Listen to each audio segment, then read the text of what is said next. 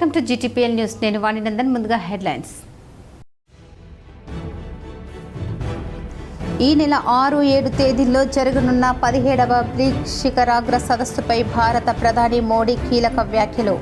శాంతియుత బహుళ ధృవ ప్రపంచాన్ని భారత్ ఆకాంక్షిస్తుందని స్పష్టం. కట్టుదిట్టమైన భద్రత నడుమ అమర్నాథ్ యాత్రకు బయలుదేరిన భక్తుల తొలి బ్యాచ్. జెండా ఊపి యాత్రను ప్రారంభించిన Jammu Kashmir lieutenant governor Manoj Sinha.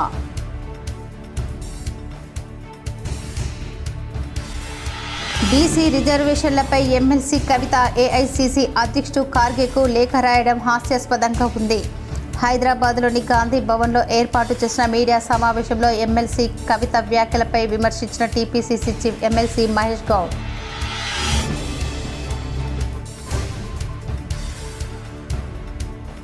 BC రిజర్వేషన్లు కేటాయించాకే స్థానిక ఎన్నికలు నిర్వహించాలి. హైదరాబాద్లోని తన నివాసంలో ఈ నెల 17న రైల్ రోకో పోస్టర్ను ఆవిష్కరించిన ఎమ్మెల్సీ కవిత.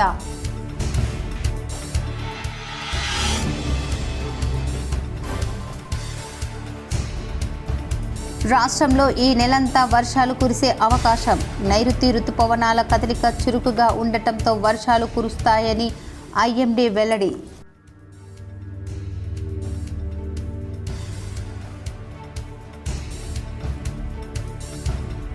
మల్టీ జోన్ 1 పరిధిలో పలువురు ఇన్ఛార్జ్ ఇన్స్పెక్టర్ల బదిలీ. 8 మందికి స్థానచలనం కల్పిస్తూ ఉత్తర్వులు జారీ చేసిన ఐజీ చంద్రశేఖర్ రెడ్డి.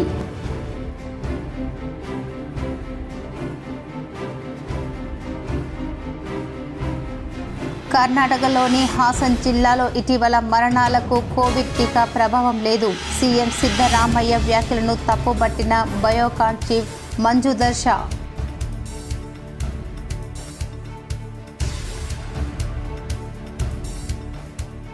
నగరంలోని అమ్మానగర్, ముబారక్ నగర్ పెద్దమ్మ తల్లి ఆలయంలో వైభవంగా కొనసాగుతున్న వారాహి నవరాత్రి ఉత్సవాలు.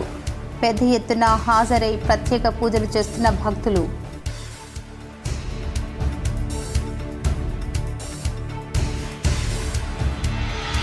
దాస్నగర్ విజయ్ ఫార్మసీ కళాశాలలో ఎన్ఎస్ఐ జేఎన్టీయూ ఆధ్వర్యంలో ఎయిడ్స్ నివారణ సదస్సు. పాల్గొని పలు సూచనలు చేసిన కాకతీయ యూనివర్సిటీ ప్రొఫెసర్ పింగళి నరసింహారావు. బ్రెజిల్లో ఈ నెల 6-7 తేదీల్లో జరగనున్న 17వ బ్రిక్స్ శిఖరాగ్ర సదస్సుపై భారత ప్రధాని మోదీ కీలక వ్యాఖ్యలు చేస్తారు. బ్రిక్స్ దేశాల మధ్య భాగస్వామ్యాన్ని బలోపేతం చేసే లక్ష్యానికి కట్టుబడి ఉంటామన్నారు ప్రధాని మోదీ. వ్యవస్థాపక దేశంలో హోదాలో ఆ కూటమి బలోపేతానికి అన్ని చర్యలు చేపడతామని మోదీ వెల్లడించారు. ఈ సదస్సు సందర్భంగా రియో డి జెనీరోలో వివిధ దేశాల ప్రభుత్వ అధినేతలు ద్వైపాక్షిక అంశాలపై చర్చిస్తారన్నారు.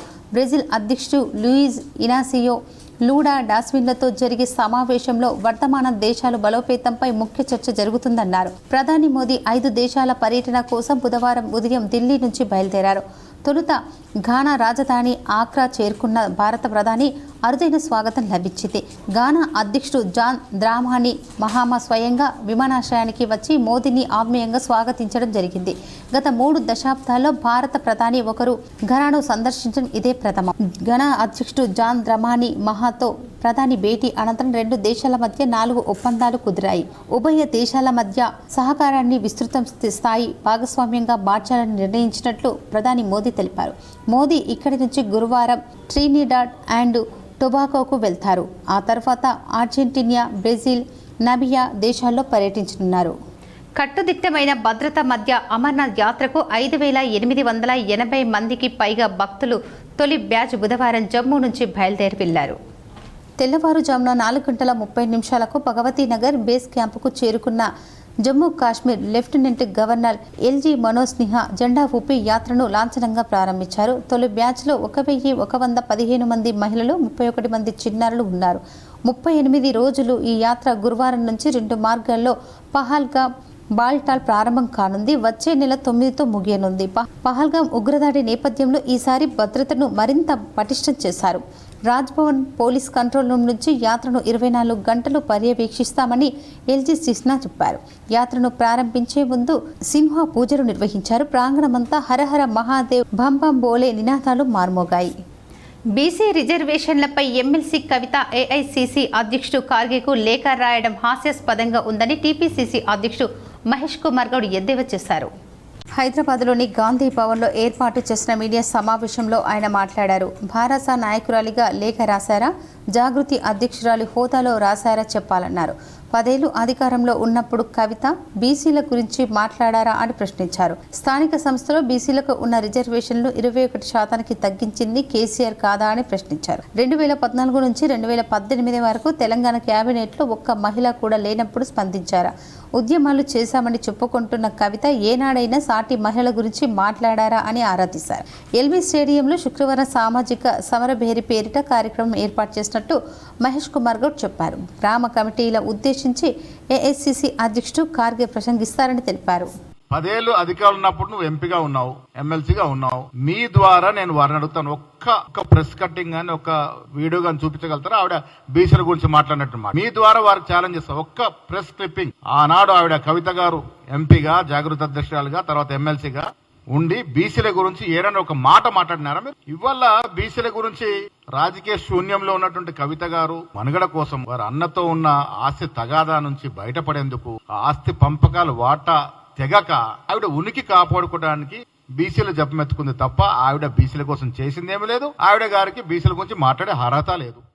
బీసీ రిజర్వేషన్ బిల్లు అమలు కోసం జూలై 17న జాగృతి ఆధ్వర్యంలో చేపట్టబోయే రైల్ రోకోను విజయవంతం చేయాలని ఎమ్మెల్సీ కవిత పోస్టర్ను ఆవిష్కరించారు. హైదరాబాద్లోని ఎమ్మెల్సీ కవిత నివాసంలో జూలై 17న రైల్ రోకోకు సంబంధించి పోస్టర్ను ఆవిష్కరించారు. జూలై 17 తారీఖు రోజు బీసీ బిల్లు సాధించేందుకు రైల్ రోకో నిర్వహిస్తున్నామన్నారు. రైల్ రోకో కార్యక్రమానికి వివిధ పార్టీల మద్దతు కూడగట్టమన్నారు. బీసీ బిల్లు పైన బీజేపీ చొరవ తీసుకోవాలని కోరారు. తెలంగాణ నూతన బీజేపీ అధ్యక్షుడు రామచంద్రరావుకు లెటర్ రాశారన్నారు. ఆయన చొరవ తీసుకుని బీజేపీ అధ్యక్ష హోదాలో తొలి విజయం నమోదు చేసుకోవాలని కోరారు. ఈ రోజు ఏఐసీసీ అధ్యక్షుడు మల్లికార్జున్ ఖార్గే హైదరాబాద్ కు వస్తున్నారు. స్థానిక సంస్థల ఎన్నికల్లో లబ్ధి పొందేందుకు మల్లికార్జున్ ఖార్గే హైదరాబాద్ వస్తున్నారు. బీసీలకు ఇచ్చిన హామీలు అమలు చేయకుండా స్థానిక సంస్థల ఎన్నికలకు ఎలా వెళ్తారన్నారు. మల్లికార్జున్ ఖార్గే రాహుల్ గాంధీ, సోనియా గాంధీ, ప్రియాంక గాంధీ బీసీల కోసం పార్లమెంటులో ఎన్నడూ మాట్లాడలేదని కోరారు. మల్లికార్జున్ ఖార్గే బీసీలకు 42% రిజర్వేషన్ అమలు అయ్యేలా బీజేపీ పైన ఒత్తిడి తేవాలని కోరారు. కులగణన వివరాలు బయట పెట్టాలని మేము ప్రభుత్వాన్ని డిమాండ్ చేస్తున్నామన్నారు. పాత లెక్కలే చెప్తున్నారు. గ్రామ పంచాయతీల వారీగా కులగణన వివరాలు బయట పెట్టాలన్నారు. జూలై 17న రైల్ రోకో నిర్వహించి తెలంగాణ నుంచి ఢిల్లీ వెళ్లే ప్రతి రైలును ఆపి నిరసన కార్యక్రమం విజయవంతం చేస్తామన్నారు. బీసీ రిజర్వేషన్ బిల్లు సాధించేందుకు బీజేపీ పైన ఒత్తిడి తెస్తామన్నారు. బనకచెర్ల ప్రాజెక్టు విషయంలో కాంగ్రెస్ పార్టీ మెతక వైఖరి కనబరుస్తుందన్నారు. బనకచెర్ల ప్రాజెక్టు పైన ఎమ్మెల్యే అనిరుద్ రెడ్డి కీలక వ్యాఖ్యలు చేశారన్నారు. కొందరి కాంట్రాక్టుల కోసమే బనకచెర్ల ప్రాజెక్టు అంటూ కాంగ్రెస్ పార్టీ ఎమ్మెల్యే అనిరుద్ రెడ్డి మాట్లాడాలన్నారు. రాష్ట్రంలో చంద్రబాబు కోవర్తులు ఉన్నారని కూడా చెప్పారు.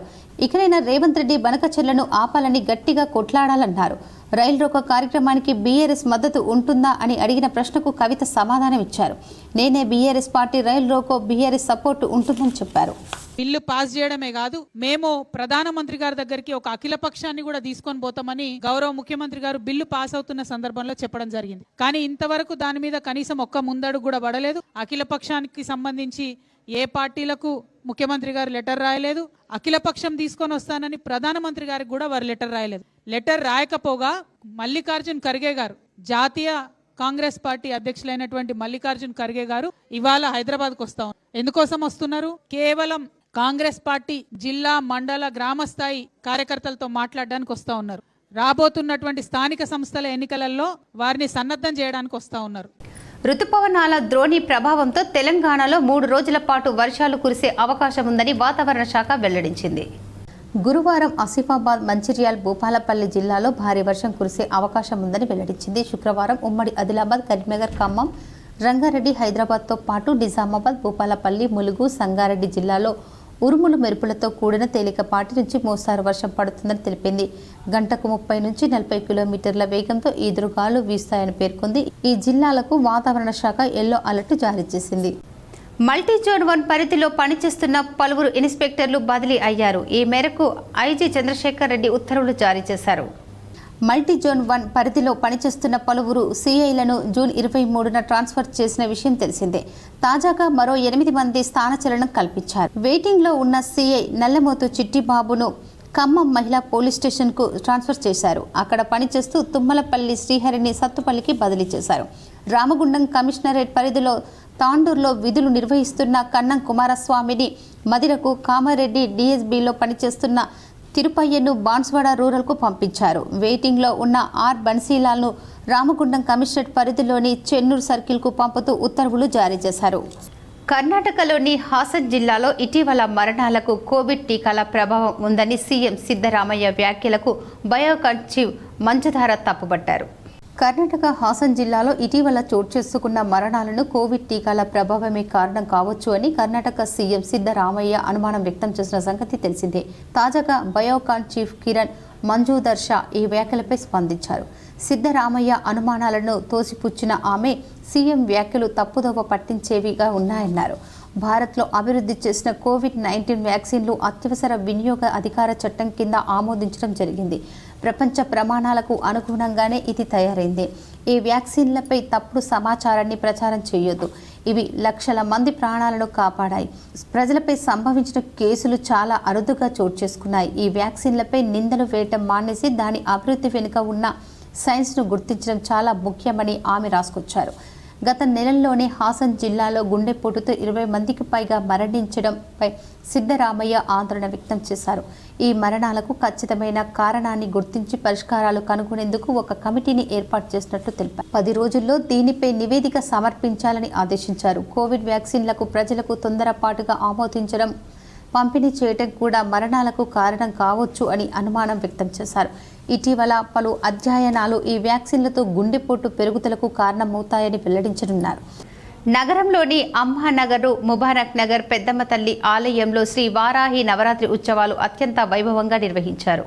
నిజామాబాద్ నగరంలోని అమ్మానగర్లో ముబారక్ నగర్ పెద్దమ్మ ఆలయంలో శ్రీ వారాహి నవరాత్రి ఉత్సవాలు అత్యంత వైభవంగా కొనసాగుతున్నాయి. ఈ సందర్భంగా ఆలయ అర్చకులు హోమాలు, అభిషేకాలు, ప్రత్యేక పూజలు నిర్వహించారు. ఈ కార్యక్రమంలో పెద్ద ఎత్తున భక్తులు పాల్గొన్నారు. ఈ రోజు అనగా 8వ రోజు అమ్మవారికి వజ్రవారాహి దేవిగా అమ్మవారి ఈ రోజు మనకి అవతారంతో వచ్చే ప్రతి భక్తులకి కూడా దర్శనమిస్తూ ఉన్నారు. అమ్మవారికి సుప్రభాత సమయంలో ప్రతిరోజు కూడా పంచామృత ఏకాదశవార రుద్రాభిషేకం చేయడం జరుగుతుంది. అనంతరం అమ్మవారికి శ్రీ మహాగణపతి పూజ, శుద్ధి పుణ్యాహవాచనం, రక్షాబంధన కార్యక్రమం, నవగ్రహారాధన, పంచపాలోక ఆరాధన, అలా ఆవాహన దేవతలందరికీ కూడా విశేష పూజ అనేది జరగడం జరుగుతుంది. విజయ్ కాలేజ్ ఆఫ్ ఫార్మసీలో ఎయిడ్స్ నిర్మూలన నివారణ చర్యలపై ఎన్ఎస్ఎస్ ఆధ్వర్యంలో అవగాహన సదస్సు నిర్వహించారు. మాక్లూర్ మండలంలోని దాస్ నగర్లో గల విజయ్ కాలేజ్ తెలంగాణ రాష్ట్ర ఎయిడ్స్ కంట్రోల్ సొసైటీ వారి ఆధ్వర్యంలో సదస్సును విజయ్ కాలేజ్ ఆఫ్ ఫార్మసీలో నిర్వహించారు. దీనికి ముఖ్య అతిథిగా Kakatiya university professor doctor Pingali Narasimharao, జిల్లా హెచ్ఐవి ఎయిడ్స్ నిర్మూలన అధికారి సుధాకర్ హెచ్ఐవి ఎయిడ్స్ నిర్మూలన నివారణ చర్యల గురించి అవగాహన కల్పించారు. అంతేకాకుండా హెచ్ఐవి ఎయిడ్స్ బాధితులకు ప్రభుత్వం అందిస్తున్న సహాయ సహకారాల గురించి వివరించారు. ఈ కార్యక్రమంలో ఫార్మసీ కళాశాల principal doctor CH Suresh, engineering కళాశాల principal doctor SNV Ganesh, Mohan, అధ్యాపకులు మరియు విద్యార్థులు ఈ కార్యక్రమంలో పాల్గొన్నారు.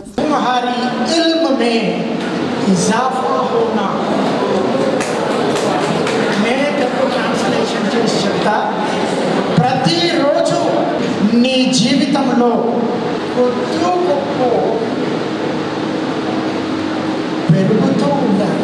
అది జ్ఞానమా, అది శరీరమా, అది ఆటలా, అది ప్రజ్ఞాపాఠవాలా, అది సాధారణ పరిజ్ఞానమా, అది లక్ష్యం వైపు వేసే దిశలా, ఏదైనా ప్రతిరోజు నీటి మట్టం పెరిగినట్టుగా ఎవరిలోనైతే ఆ నీటి మట్టం పెరుగుతో వాళ్ళు తప్పకుండా ఇటువైపు వస్తారని నేను నగరంలో గంగస్థాన్ ఫేజ్ 1 ఆర్ఆర్ రెసిడెన్షియల్లో ఆషాఢ మాసం గోరింటాకు పండుగ ఒక అనుభూతిలాగా నిర్వహించుకున్నామని నిర్వాహకులు తెలిపారు.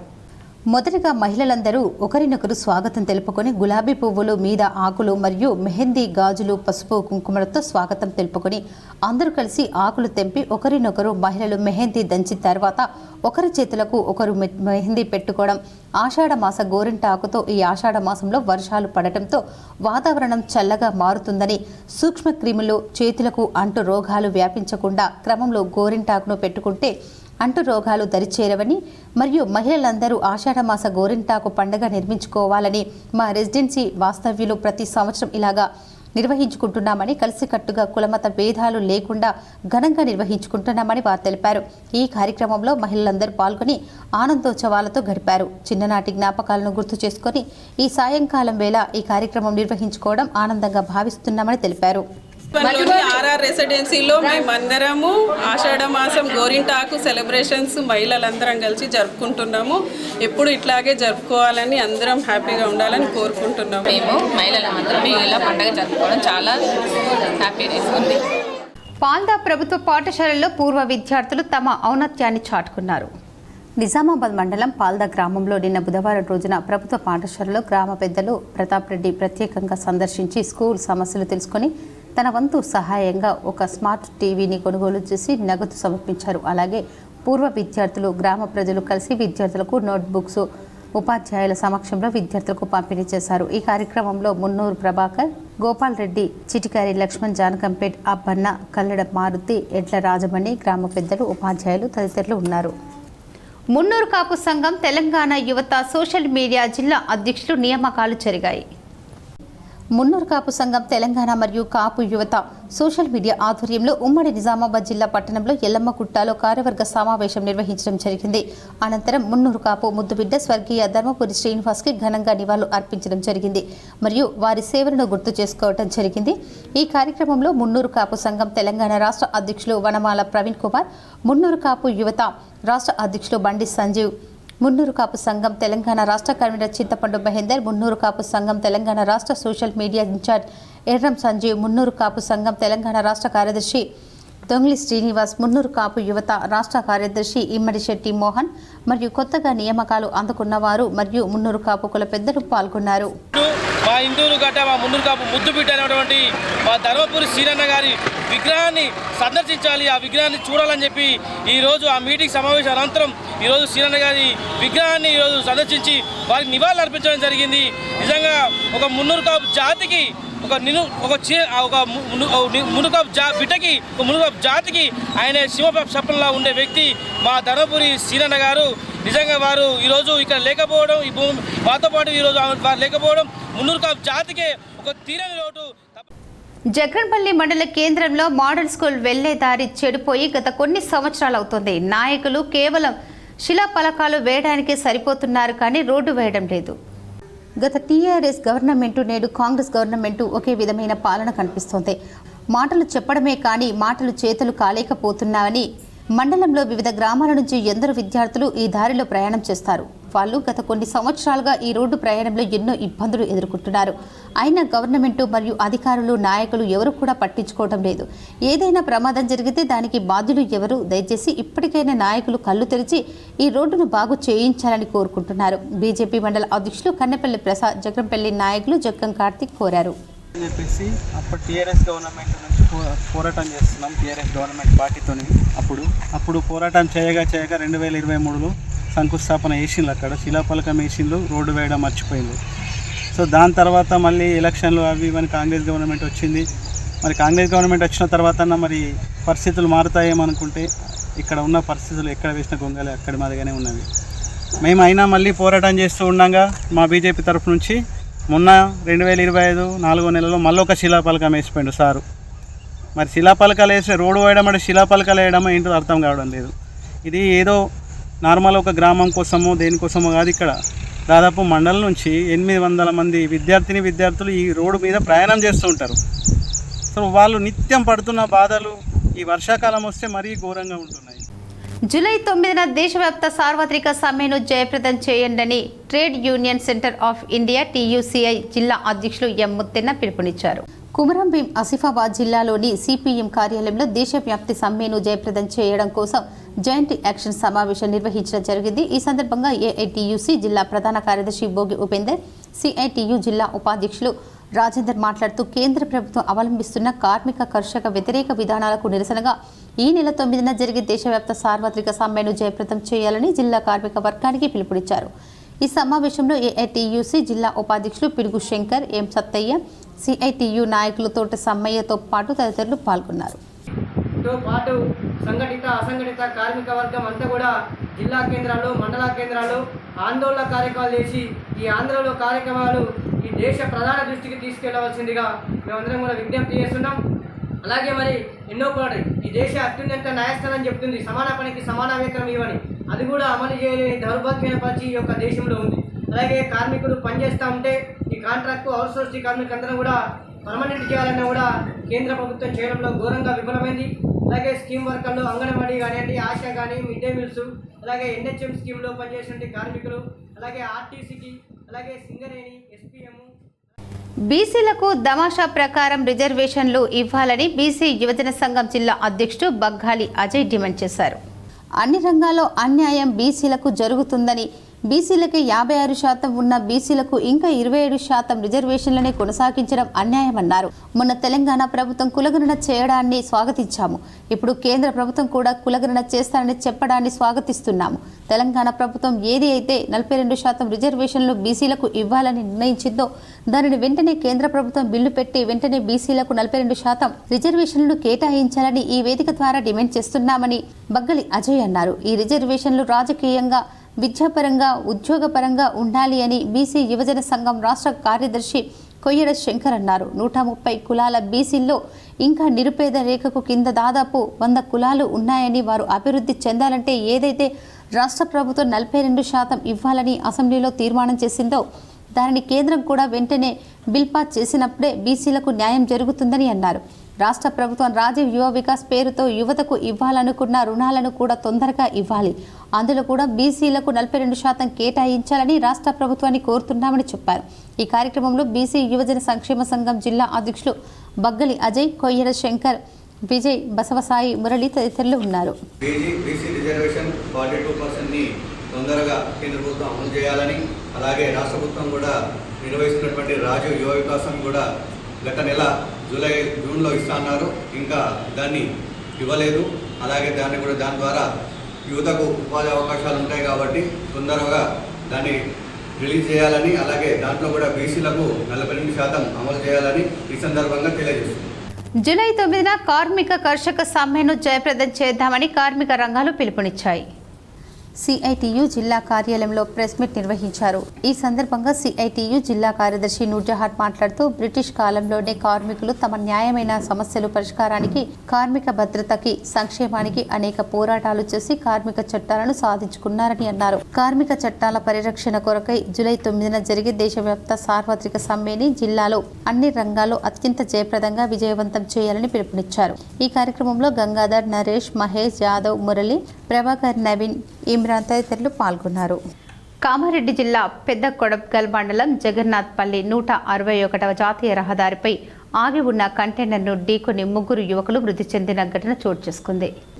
జుక్కల్ మండలం మహమ్మదాబాద్ గ్రామానికి చెందిన పోనుగంటి వెంకట్, మంగళి గణేష్, పిచ్కుందకు చెందిన నవీన్ అనే 3 యువకులు తమ గ్రామానికి ద్విచక్ర వాహనంపై తిరిగి వస్తుండగా జగన్నాథ్పల్లి వద్ద 161 జాతీయ రహదారిపై టైర్ పంచర్ అయ్యి ఆగి ఉన్న కంటైనర్ను ఢీకొనడంతో 2 అక్కడికక్కడే మృతి చెందగా మరో యువకుడికి తీవ్ర గాయాలయ్యి పరిస్థితి విషమంగా ఉండటంతో మెరుగైన చికిత్స కోసం బాన్స్వాడకు తరలించగా చికిత్స పొందుతూ ఆ యువకుడు సైతం మృతి చెందాడు.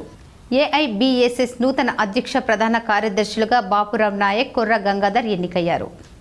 నిజామాబాద్ జిల్లా ఆల్ ఇండియా బంజారా సేవ్ సంఘం ఏఐబీఎస్ఎస్ నూతనంగా ఏర్పడినటువంటి కమిటీ ద్వారా మీడియా సమావేశం నిర్వహించారు. ఆదివారం జరిగిన ఏఐబీఎస్ఎస్ ఎన్నికలు ప్రజాస్వామ్య పద్ధతిలో ఏకగ్రీవంగా జరిగాయి. ఈ ఎన్నికల్లో జిల్లా అధ్యక్షునిగా మూడ్ బాపురావు నాయక్, ప్రధాన కార్యదర్శిగా కొర్ర గంగాధర్ నాయక్ ఎన్నికయ్యారు. మీడియా సమావేశంలో గౌరవ అధ్యక్షులుగా బూక్యా చందు నాయక్ పాల్గొన్నారు. ఈ సందర్భంగా నూతనంగా ఎన్నికైన అధ్యక్షులు మాట్లాడుతూ జిల్లా ప్రజలకు నేను కృతజ్ఞతలు తెలియజేస్తున్నాను. మండలాల వారీగా మండల అధ్యక్షుని, ప్రధాన కార్యదర్శులు అందరూ సహకరించి నన్ను ఏకగ్రీవంగా ఎన్నుకున్నందుకు మండల కమిటీలకు కూడా నా ప్రత్యేక ధన్యవాదాలు తెలిపారు.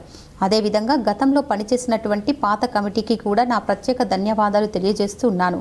నేను ప్రజలకు అందుబాటులో ఉంటాను, ఎల్లప్పుడూ ఇక్కడే ఉంటాను. నేను గతంలో ఆర్గనైజేషన్లో పనిచేసిన అనుభవం ఉందన్నారు.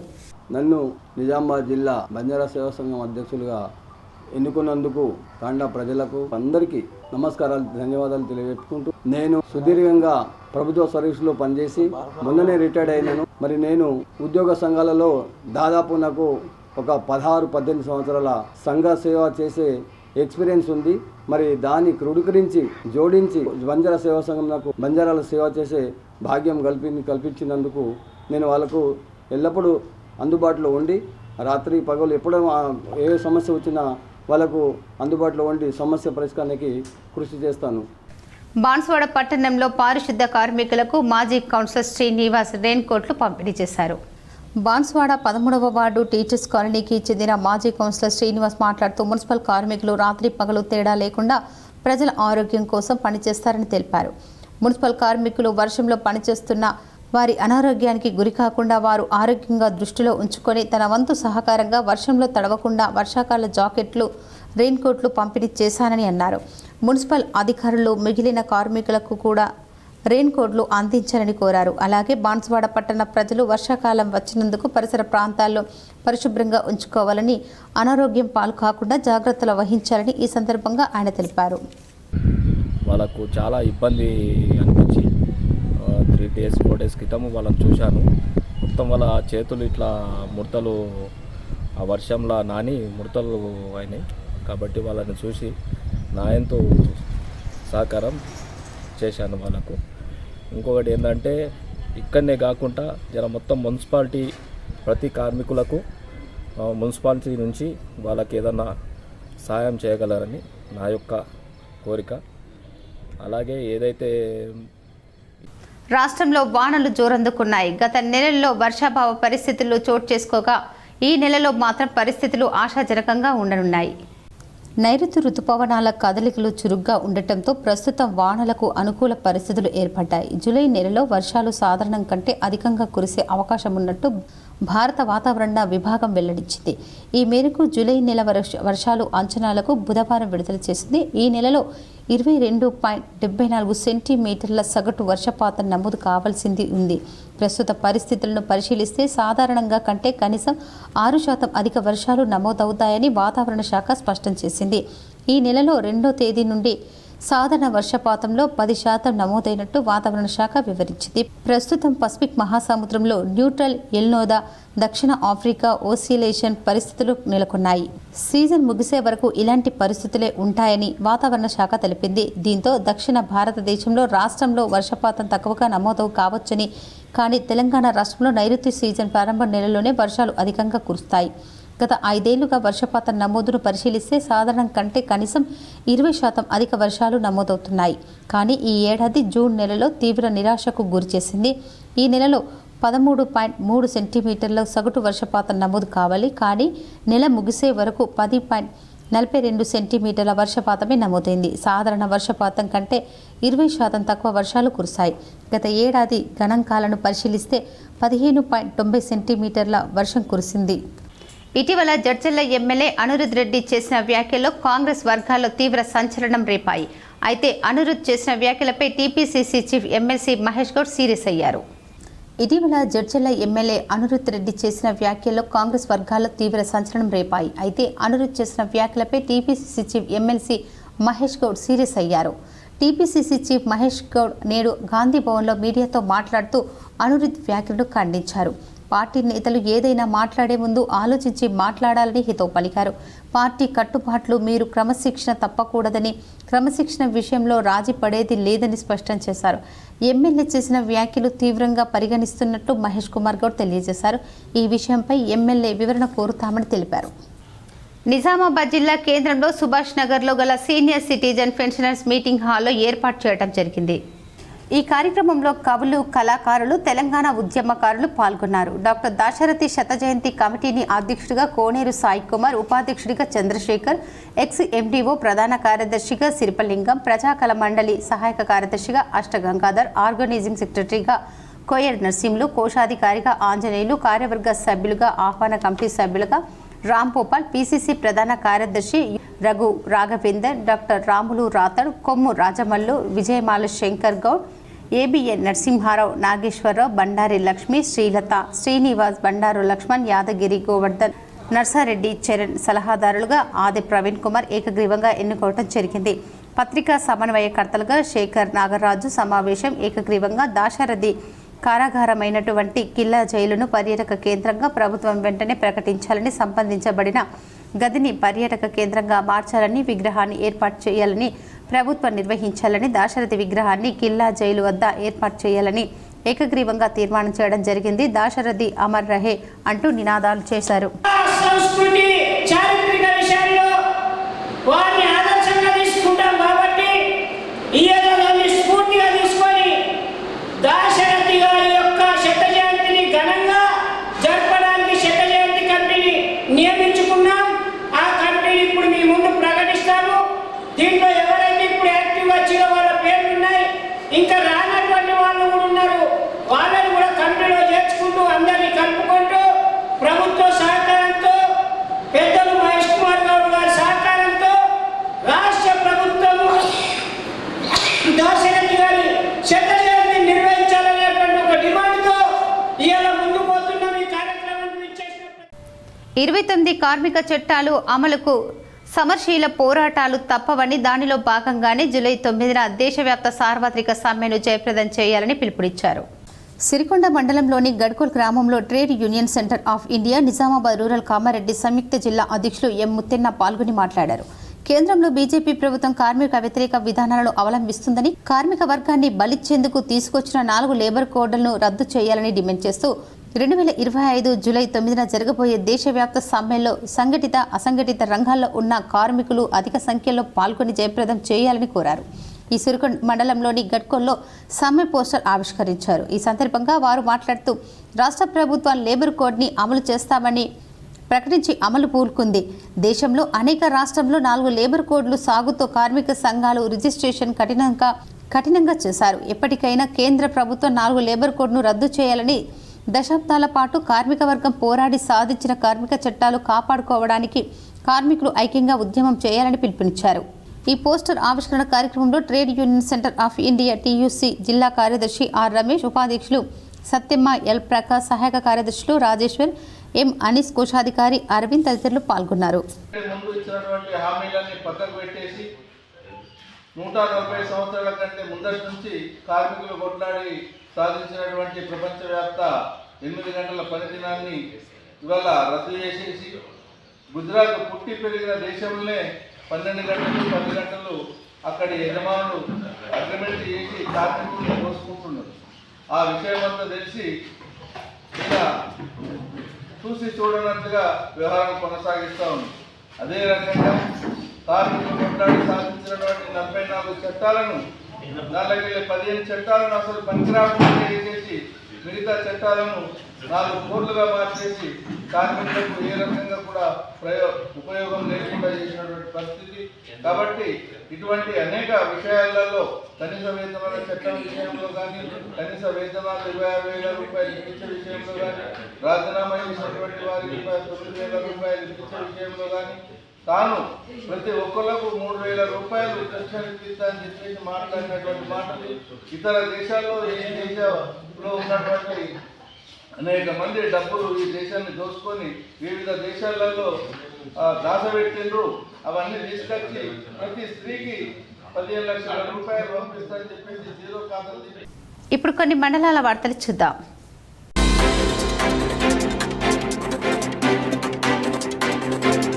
లయన్స్ క్లబ్ ఆఫ్ కోటగిరి ఆధ్వర్యంలో ఈరోజు మండల కేంద్రంలో గల primary schools Mirzapur colony, BC colony, Maliwada, Gotagalli, SC colony, UPS Kotagiri నందుగల విద్యార్థులకు ఎనర్జీ డ్రింక్ సుమారు 300 మంది విద్యార్థులకు అందించడం జరిగింది. ఈ కార్యక్రమంలో లయన్స్ క్లబ్ ఆఫ్ కోటగిరి అధ్యక్షులు పత్తి లక్ష్మణ్, కార్యదర్శి సాయి శ్రీనివాస్, కోశాధికారి హనుమంతరావు, సభ్యులు అశ్విన్, అనిల్, ఉదయ్, బీర్కూర్ శ్యామ్ ఆనంద్, శ్రీను, ఆనంద్ పాకాల, లక్ష్మణ్, చింతరాజు, కొండరాజు తదితరులు పాల్గొన్నారు.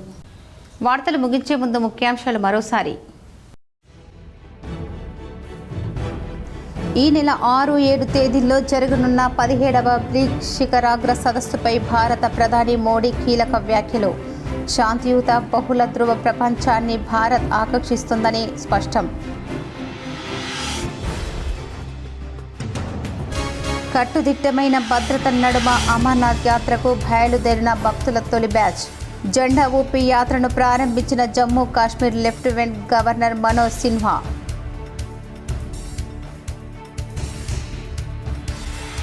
బీసీ రిజర్వేషన్లపై ఎమ్మెల్సీ కవిత ఏఐసీసీ అధ్యక్షుడు ఖార్గేకు లేఖ రాయడం హాస్యాస్పదంగా ఉంది. హైదరాబాద్లోని గాంధీ భవన్లో ఏర్పాటు చేసిన మీడియా సమావేశంలో ఎమ్మెల్సీ కవిత వ్యాఖ్యలపై విమర్శించిన TPCC chief MLC Mahesh Goud.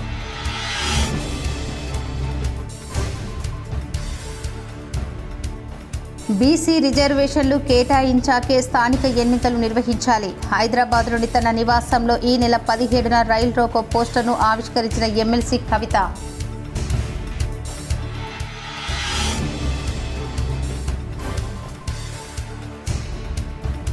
రాష్ట్రంలో ఈ నెలంతా వర్షాలు కురిసే అవకాశం.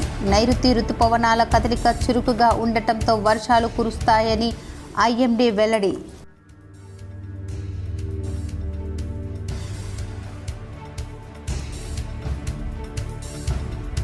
మల్టీ జోన్ 1 పరిధిలో పలువురు ఇన్ఛార్జ్ ఇన్స్పెక్టర్ల బదిలీ. 8 మందికి స్థానచలనం కల్పిస్తూ ఉత్తర్వులు జారీ చేసిన ఐజీ చంద్రశేఖర్ రెడ్డి.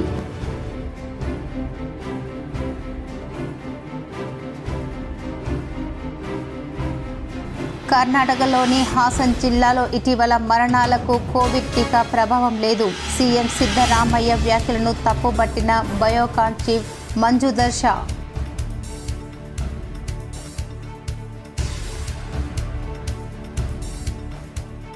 నగరంలోని అమ్మానగర్, ముబారక్ నగర్ పెద్దమ్మ తల్లి ఆలయంలో వైభవంగా కొనసాగుతున్న వారాహి నవరాత్రి ఉత్సవాలు. పెద్ద ఎత్తున హాజరై ప్రత్యేక పూజలు చేస్తున్న భక్తులు.